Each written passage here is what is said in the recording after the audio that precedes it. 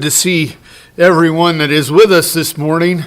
We have been blessed with another opportunity to come out and worship God, and I always pray what I say will be pleasing and acceptable in His sight. It seems like every single week, and I feel like we could just say, say this without any hesitation. We've made it through another unprecedented week in our society. It feels like we are so divided, and everything is so just angering to one another. We're always angry. I didn't live through the 60s, but some of the older folks like Tom may remember it better than me. And I can't imagine it was much worse during that time when we studied that in school and looked at all the political division that was happening then. I can't imagine it's worse then than it is right now. We're consumed by anger and hate and jealousy and just everywhere we look. I will say, on a personal note, this past week I have been really busy with work, very, very busy with work, and have not been in front of my computer like I normally am because of work, and I've not been on Facebook much. I mean, I'm talking like minutes. It's been very nice. As a person who makes his living off of social media, it's been nice not to be on it and not to see much. And it doesn't take me long. As soon as I open it up, I go about 3 numbers down in my feed, and I'm already angry about something. And that just is so discouraging when we look at what's going on in our world. And it sometimes, as someone trying to come up with topics for lessons, I have trouble. It's hard to find something that's going to encourage us and strengthen us when we look at what's going on in the world around us today. It's hard, and I think everyone needs some kind of encouragement to help us along the way and to get through what we have to face when we leave here. And that's when we look at the scriptures, that's the point of us coming together, is to build one another up and strengthen one another up. There's no better place to look than to the scriptures themselves to help us find that encouragement. We're told that what was written in the scriptures was written for our learning and for our reassurance, to help us along life's way. There are many examples in the Bible that we can look at. Those who faced far more uncertainty and troubles and adversity in their lives than we do. And we can take the time and open up the scriptures and look at some of them and draw strength and encouragement for ourselves in our time of need. Our title and the theme from the lesson today comes from the book of Ruth. And if we look at the book of Ruth and study her, we see that she went through some unprecedented times as well. And we can draw strength from what she did in her life. When we look at Ruth, and I've already lost the page, she's on there. We go Ruth chapter 12, or Ruth chapter 2 and verse 12. It says, Ruth chapter 2 and verse 12, "The Lord repay your work, and full reward be given you by the Lord of Israel, under whose wings you have come for refuge." God alone will give you strength and refuge, a place of security and safety during those difficult times. And we can see that God did reward Ruth fully, and the kindness she had shown to her husband and her mother-in-law. He did that because of the faith that she had placed in him. Ruth, we would call a proselyte to the Jewish religion, because she was not born a Jew. She willingly became one because of her connection with her husband and his family. The metaphor under his wing for refuge is taken from that of a young fowl with their mother. Maybe a baby chicken who sees something that is threatening to them, maybe another bird of prey or something that scares them, and they run to their mother for safety, and they take shelter under her wing through the storms and uproars of life. And it was evident that Ruth had already attached herself to the Jewish religion and she had taken refuge there. When I was a little boy, we had at home, and now we have it at our home, one of those little golden books. And it was, I think, about a farm, but part of it was a little mother hen. And when she saw a storm coming, she would start clucking. And her little chicks knew her voice, and they were scattered around. And when they heard her clucking and heard her voice, they would come running to her, and she would gather them under her wing and protect them from the storm. And we read that book to Stephen when he was little as well. Ruth came under God's wing for protection. We should know the story of Ruth and what happened in her life, but she was described as a virtuous woman, but she had fallen upon what we would consider to be hard times. Her husband had died, and her husband's brother had died. Now, that would make it difficult because the way that the law was structured then, if her husband died, then she would go to his brother. Well, she didn't have either to go to, so then she would go back to her family. But she did not want to leave the homeland, and she wanted to stay with God's people. In chapter 1 and in verse 16, in Ruth chapter 1 and in verse 16, Ruth said, "Entreat me not to leave you, or to turn back from following after you. For wherever you go, I will go, and wherever you lodge, I will lodge. Your people shall be my people, and your God, my God.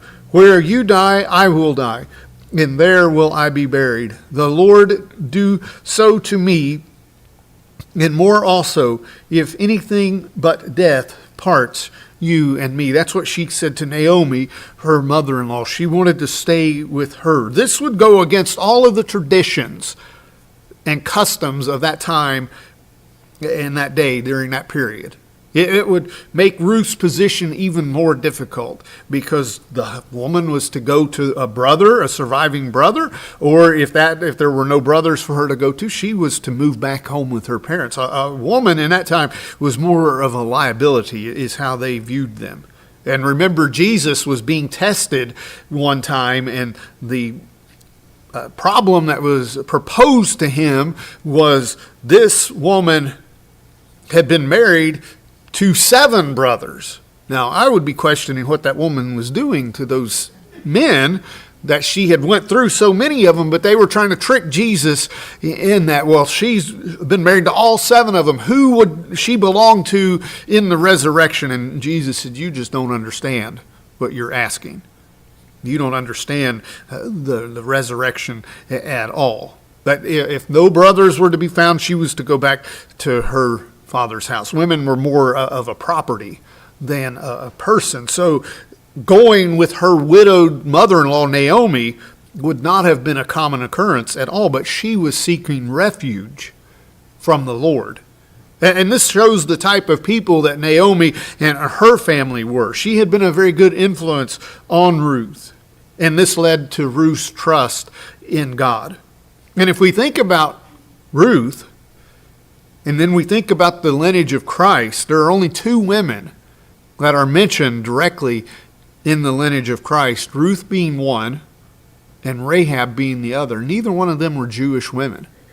But both of them had placed great trust in God during troubled times. And both of them had looked to God to protect them during their lives. And they were both, imagine that, of all the people through the line of Christ that brought him here, those 2 women are the only 2 women that are mentioned. And neither of them were Jewish from the start. And we would do well ourselves to remember that God has always wanted us to place our trust in him and to come under his wings. As Jesus was lamenting over Jerusalem in Matthew chapter 23 and in verse 37, Matthew chapter 23 and in verse 37, Jesus said, "O Jerusalem, Jerusalem, the one who kills the prophets and stones those who are sent to her. How often I wanted to gather your children together as a hen gathers her chicks under her wings, but you were not willing." Oh, the Lord was offering them peace and comfort and safety during the troubled times and storms of life. From the beginning, he offered that to the Jewish nation. It's clear that God was sincerely and earnestly wishing for them to be saved, but they were not willing. And the same could be said for us today. We're not willing to come under the Lord's wing for protection, and for the same reason that the Jewish people were not, because they were not willing to obey him. He did everything that could be done on his part to create this for them. As Paul said in Romans chapter 10 and verse 1, "Brethren, my heart's desire and prayer to God for Israel is that they may be saved."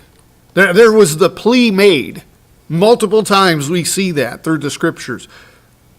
Jesus, he goes on there in verse 38, "See, your house is left to you desolate. For I say to you, you shall see me no more till you say, Blessed is he who comes in the name of the Lord." You have left it empty.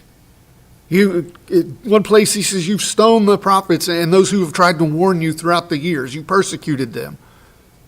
It's not because the Lord wasn't willing to protect them and to save them. It was because they were unwilling to come to him.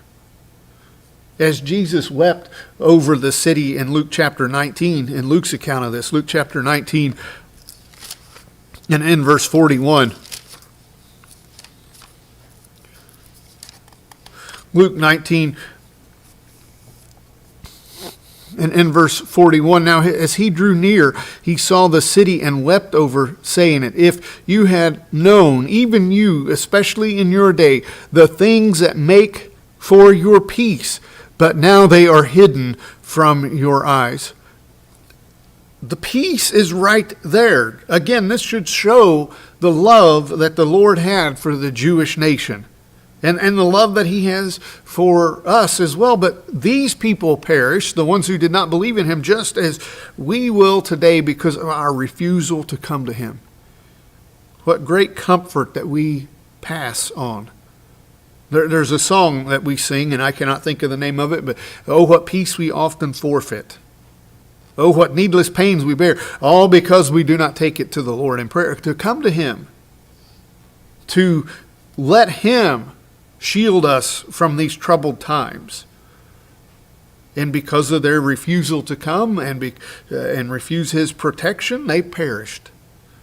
But let's remember that we have this God that loves us and cares for us and wants us to be safe and wants us to protect us. We need to take advantage of that benefit. So through the scriptures, we can see many who trusted in God as well during very difficult times. We may even say unprecedented times, because it was definitely unprecedented for them. The first one we're going to look at is Job. Now, if we look at Job and we say, well, we've suffered anything like Job has, well, we have to be telling a lie, because there seems to be no one who suffered greater, especially in the Old Testament, than what Job had endured. And it was Satan directly doing that to him. In Job chapter 2 and in verse 7, "But through all of his suffering, Job would not blame God for it." Beginning in Job chapter 2 and in verse 7, "So Satan went out from the presence of the Lord and struck Job with painful boils." Now this is after he's already lost all of his children and his livestock and his livelihood. So now we're going to attack his health. "And he struck him with painful boils from the sole of his foot to the crown of his head." Now I have had a boil, and I say that a singular one. They hurt. They're very painful. The only relief you get is if you can soak it with something very hot and help draw that infection out.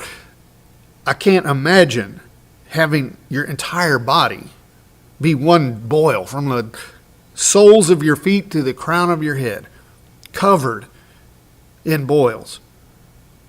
And he took for himself a potsherd with which to scrape himself while he sat in the midst of ashes. Then his wife said to him, "Do you still hold fast to your integrity? Curse God and die." Then he said to her, "You speak as one of the foolish women speaks. Shall we indeed accept good from God, and shall we not accept adversity? In all this, Job did not sin with his lips." How many times have we seen someone have something negative happen to them, and what's the first thing they do? Well, this is God's fault.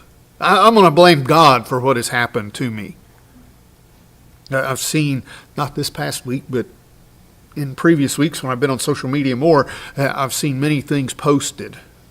And invariably, maybe a tragedy or a shooting or something along those lines, and invariably, one of the comments will say, "Where's your God now? How can God let this happen? How can God let this person come inside of a school and shoot innocent children? Where's he at?" Well, it's like if we put our trust in God, then he is going to prevent all of these things from happening to us. This invisible force field is going to be around us, and nothing bad will ever befall us. That's what they're asking. Where is he at? Why would he let this happen? Well, he was probably in the same place he was when he watched his son on the cross being put to death by the evil and sinful man on this world. God's not going to stop things from physically happening to us. He's not going to come down and overrule nature for us. Some think that trusting in God means that no evil will ever happen to them. If that's the case, then I'm trusting in God for the wrong reason. It does not mean that at all. We will not look at one passage in the scriptures that would support that my trust in God is going to somehow exempt me from suffering in this life or from anything negative happening to us. But what it does mean is that God will help me get through it. No evil or downfall, that is just not true. And in Job's case, we see that clearly. Job went through a lot, but think about those that we read about in Hebrews chapter 11, the hardship that they endured because of their faith. They were being persecuted because of their faith in God. But they endured it. They didn't let that discourage them or feel like that God had deserted them while they were on this earth, because they knew he was always going to be there for them and that he would save them in the end. It wasn't about being saved while they were on this earth. It was about being saved when they left this earth. In Hebrews chapter 11 and verse 35, it says, "Women received their dead raised to life once again. Others were tortured and not accepting deliverance, that they might obtain a better resurrection." Not accepting deliverance. Imagine that. You can get relief from this suffering that you're facing immediately, but to do that, you have to turn your trust away from the Lord. They wouldn't do that. They wouldn't accept deliverance. They wouldn't denounce their faith, but they looked towards something better. A better reward, an eternal reward that they knew they were going to receive. And Paul told us, well, I missed a button there, but Paul told us that we should expect persecution. As a Christian, that's what we should expect. In 2 Timothy,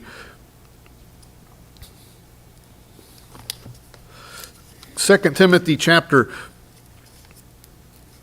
3 and verse 12. 2 Timothy chapter 3 and in verse 12.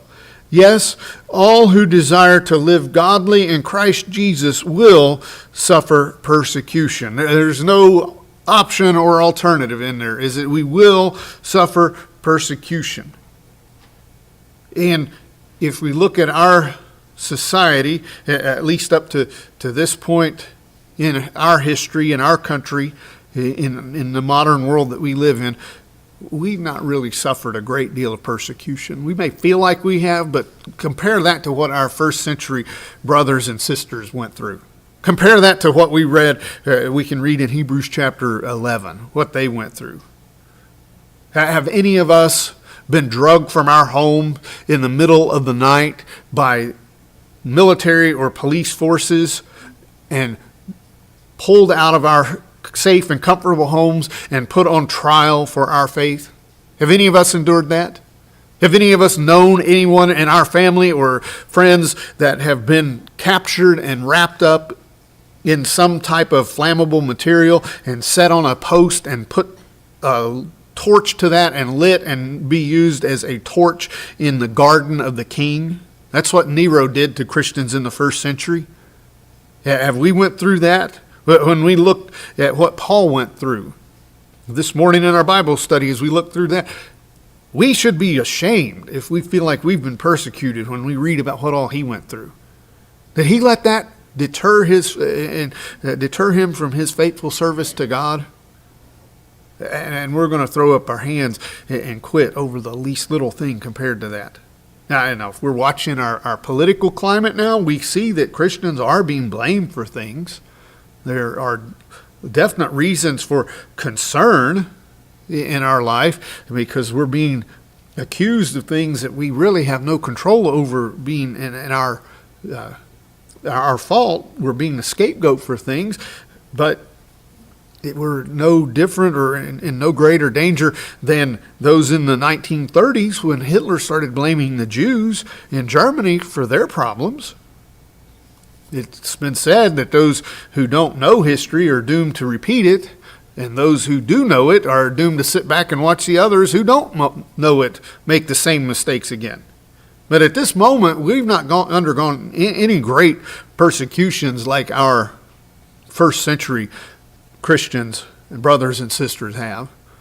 I remember once when Stephen was in high school, in I believe it was an English class, if I remember it correctly, they were starting to bash Christians for causing some of these social issues that we're having. And he was the lone dissenter that stood up in class and started asking for some evidence of, well, how you're saying we're so privileged in our society? How is that? And no one could come up with anything to refute that. And after class, one boy came up to him and thanked him for standing up. He didn't have the courage to stand up in the midst of all that. But we need to remember that during the times of these troubles that we're going through, we probably may not see or understand how this works. But in Romans chapter 8 and verse 28, we're told it's going to work together for good.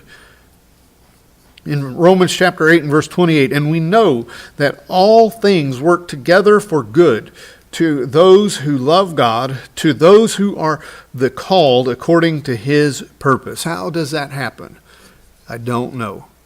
How can we say that some of these tragic events that we see, how does that work for good? Those that were killed when that military helicopter collided with that plane, how is that good? Well, we're not going to see it. We may see some safety features change or something like that would prevent something like that from happening in the future. Maybe that's how that works together for good. Maybe we don't see it in this life at all. Maybe we don't understand it until we die and leave this earth. But rest assured, God said it will. We have to have faith in that. Whether it happens while we're alive or not. As with Job, he knew that God was watching over him. In Job chapter 19 and verse 25. Job 19, verses 25 and verse 26.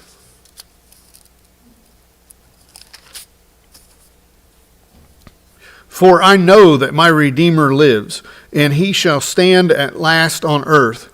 And after my skin is destroyed, I know this, that in my flesh I shall see God. I know who I've trusted and who I believe. In the conversation between Job and his friends, they were really good friends, weren't they? The way that they came to help him. The same as his wife. Satan left his wife. Wonder why? because she was the one that told him to curse God and die. Just get it over with. Why are you still serving him? But we don't find any more weighty and considerable lines as Job responds to his friends than these two here. I know that my Redeemer lives. He's not going to leave me here to die. And if he does, if I do die, then it's just temporary. Just like those in Hebrews chapter 11 and verse 14. For those who say such things declare plainly that they seek a homeland. Those faithful that we are reading about, those who refuse to take deliverance out of their situation, those who believed in God when everything around them was saying not to. They were speaking clearly. They were testifying that they were looking to a better country. That is a heavenly country, an eternal home with God. They were not going to accept deliverance on this earth to spare themselves some minor, as Paul says, affliction, light afflictions. They would not accept that because they were looking to that heavenly country.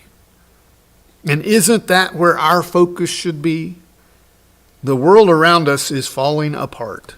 Well, that's exactly what the scripture says it's going to do. As Paul warned Timothy, and again, nothing new, when he's warning him and instructing him to keep preaching, what does he say? It's going to get worse and worse. And that's exactly what happens. It gets worse and worse. But you keep taking a stand for the truth. You keep preaching, whether it's convenient or not. You keep taking a stand for the truth. And if during our downturns in life, if we can look and have a fraction of the faith that Job had during all that he went through, then we're going to endure and be successful. Because I doubt any of us, hopefully, I hope none of us will ever have to go through as much at one time as Job did. Remember in chapter 1, one messenger came in to tell him that all of his children died at once. Before he finished speaking, another one came in. All of your livestock died at the same time. And then as soon as that wrapped up, then Satan comes and attacks his health. I don't think many of us are going to endure something like that all at once. This is a good place to stop this morning. We'll look at a couple more examples this evening of those who took shelter under the Lord's wing for refuge, those who were facing difficult times and struggles in this life, and they look to God for their strength. If you're subject to the gospel's invitation, to the gospel's call to us, if we're not living a way that is in a pleasing way in God's sight, as Jesus said, oh, how I would have loved to put my wing over you to Jerusalem and brought you in for safety, but you wouldn't come. If we don't, it's up to us. It's not because the invitation hasn't been extended. It's because we're refusing to come to it. So if you're subject to the Lord's invitation in any way, let's take this time and think about the condition of our soul, and if there's something that needs to be done, make changes before it's too late as we stand and sing.